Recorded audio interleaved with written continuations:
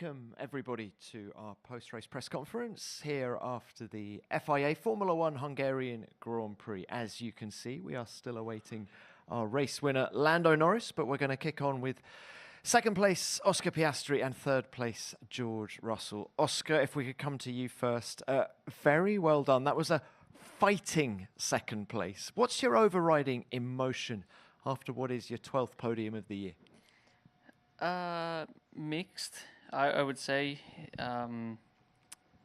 Whenever you lose a race by such a little amount, it's obviously a bit painful, but it was, I'm sure it was entertaining from the outside. It was entertaining from the inside as well. So, a pretty fun race, all things considered, but, obviously when you're on the losing side of that battle, it's a little bit difficult, but we tried our best, I think, and we got ahead of Charles. I don't know what happened to him in the last stint, but some things to look back on. Whether we should have done something a bit different in terms of strategy, but very easy to say in hindsight. Can I take you back to that battle with Lando in those last 5 laps? First of all, given the tyre offset, how confident were you?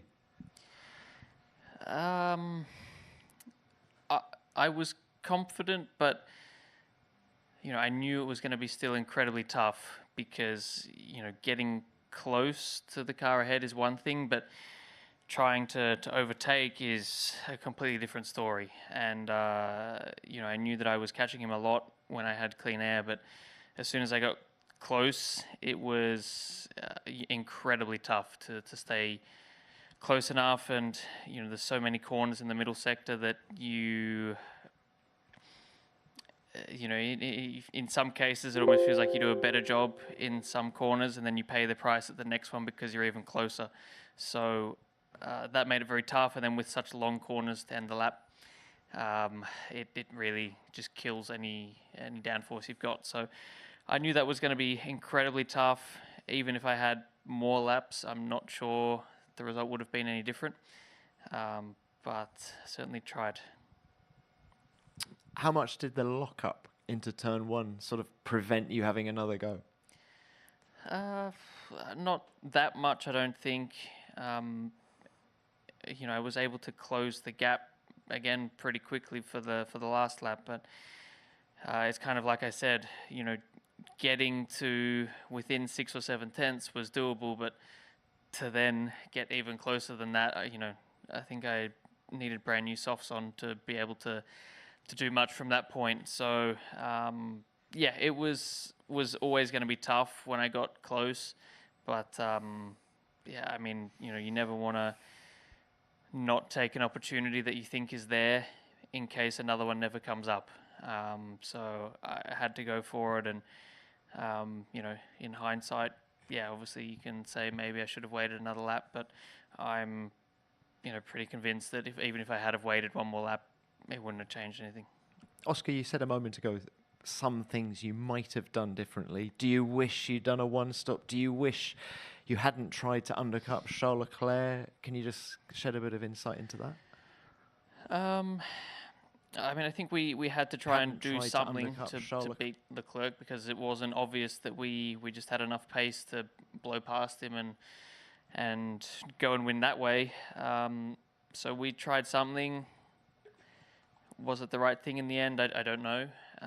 But it's always much easier when you're the car behind to take that risk. For Lando, there was virtually nothing to lose by trying a one-stop race. For myself, potentially there was, and we'll look back and see if there was anything we should have done differently, but a 2-stop was always the plan before the race, so it wasn't like it was it wasn't even really discussed that much about doing a 1-stop, so it was certainly a gamble. All right, Oscar, thank you for those explanations. George, we'll come to you now. Well done to you as well. Very tenacious race. What does this one mean to you? Yeah, it's good to be back on the podium. It's obviously been a challenging run of form for us as a team these last 6 or so races, so it's a great way to enter the break. How do you explain the turnaround here at the Hungaroring? Yeah, I mean, we reverted on some of the items we brought earlier in the season. We brought a new rear suspension. I think clearly wasn't performing as we'd have hoped. But it was also a pretty unique weekend. You see the results bar McLaren, and it was quite an unusual finishing order from P3 down, and obviously Max was quite out of position. The Astons had a really strong race weekend as well, so I don't think we should get carried away with the result, but clearly in terms of pace, it was our best race of the season by Canada. Can I ask you about your overtake on Charles Leclerc? You seemed outspoken and unhappy with the way he was defending. What did he do wrong in your eyes, and did he deserve a 5-second penalty? You know, when you're coming down the straight at 330 and you sort of dive into the corner, you're right on the limit of your car's grip. You can't just brake and turn to avoid somebody because you're already at the limit of that grip. So I made my intentions really clear, dive into the inside, and he moved after he had committed to braking, which is not allowed in the rules because of that reason. So, you know, he did it once. I was unhappy about it. Second time, I was like, well, I'm going to just send it down the inside now. And he did it again, and we made contact. I was glad to get by, but I think when you watch on TV, you think, oh, why can't you just turn to avoid it? But as I said, you are right on the limit of the car's potential. All right, George, thank you for that. Let's now open this to the floor, and we'll come back to Lando when he arrives. Name and publication, please. Who's first? Ed Straw from the race. Oscar, you said that the one stop wasn't really on the radar, but was it kind of offered to you as a possibility to extend that first stint? And if not, should it have been? And if it was offered, would you have thought about it with more focus on the championship battle than perhaps the battle with Charles Leclerc? It was spoke. I mean, we did speak about it a bit before the race, so it wasn't completely off the table. But you know, in the race, I got asked about it. Very difficult to know from the cockpit, you know, what is going to be the best thing to do. Like I said, when you're the car behind, you always have, you know, your risk-reward ratio is always much different. So, yeah, there's always that. Could we have matched Lando? That's, you know, I guess the question that I don't have the answer to. So I guess that's the only thing. But yeah, we wanted to try and win the race as well. So, and you know, the best way of trying to beat Lando is by trying to win the race as well. So you know, that was obviously an intention, but I think, you know, we'll definitely analyse if there was something we could have done a bit differently. Thank you for that. Any more? Yes, another one, please. Patrick Fehér from Vezes.hu. Question to Oscar. After Canada, your championship lead was 22 points, and now it's only 9. What do you need after the summer break to turn around this trend, which is your point lead almost disappeared? I mean, it's the biggest lead of the year's been 23, so it's you know, and that's been, I think it's been within, it's not moved within 10 points for the last 10 races almost. So you know, I'm not really that fussed with that. You know, obviously it would have been nice to have the extra points, but I don't think it's necessarily a trend. You know, 1 second different, and the trend would have looked quite different today. You know, things happening in the last few races differently could have meant quite a different picture. But you know, you can say that about pretty much every race this year and about every championship ever. So I'm not concerned at all. I think the pace for the first half of the year has been very, very strong, and I think the last few races as well has been very good, and I feel like I've driven a lot of strong races, and it's been very, very tightly fought, so I expect more of the same after the break. Okay, thank you for that. Shall we introduce our winner of the Hungarian Grand Prix. Lando, well done to you. Great race. Now, look, you've won some great Grand Prix in the past. In terms of execution, are any of them more satisfying than this one? I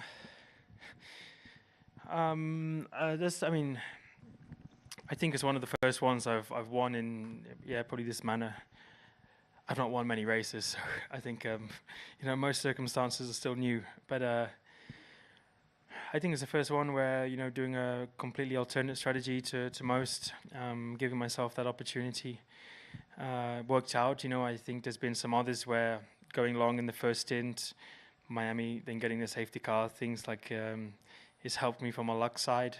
Today there was not really any of that, so I think the most rewarding from let's try do something different and it working out, which was a good one. It's a tough strategy to do, but it worked out. That's the most important thing. And honestly, I didn't really think it was gonna work for the majority of that second stint. But with every lap, I kind of gained more confidence that it was going to be closer and closer. So, definitely a rewarding one. Just how tough was it to make that set of tyres last 39 laps? It's more just making them last the pace that we were at. I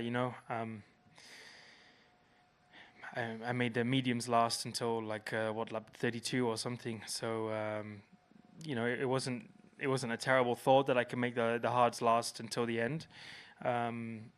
It was more, I just knew I'd have to push flat out for basically every single lap. And that's when it gets a little bit tricky. The tires get hot. It's easy to make mistakes. The last few laps, the rubber's probably pretty low, and it's just so easy to lock a tire into one, into two, the chicane, things like that. So, I knew I could make the tires get to the end quite easily, but it was more to stay ahead of the other people. It was trying to get ahead of mainly George and Charles at that point. I didn't have a lot of hope that I'd still be in a fight with Oscar till the very end, but it turned out to be, so that was even better. Can we wind it back to the beginning now? What were you thinking at the end of the opening lap when you were down in P5? Brilliant. That's actually what I said over the line the first lap. I watched quite a few videos and things of lap 1, turn 1. Clearly didn't work. So, Lando, what actually happened at the start? You seemed to make a very good getaway, but no, my start was good. It was just, I think Charles's was pretty good as well. Oscar then came over to the left, and I was kind of just hoping both were going to be on the right. So. Thing is, and I got a bit of a slipstream on Oscar. I had to pull out to the right, but Oscar could stay in the slipstream of Charles, which then gave him a bit more speed again. But at that point, it was hard to back out and go to the left because I kind of would have had to brake a bit. I'll look back and review it and see what I could have done better.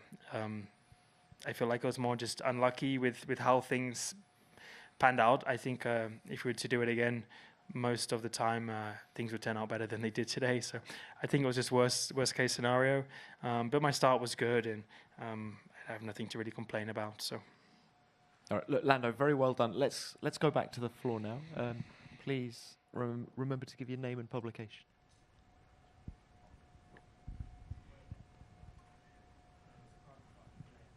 Eva Vandal, HVG. A question to Lando and Oscar. How do you feel about the second half of the season, and how tough do you expect it to be mentally to get to the end and hopefully a world championship?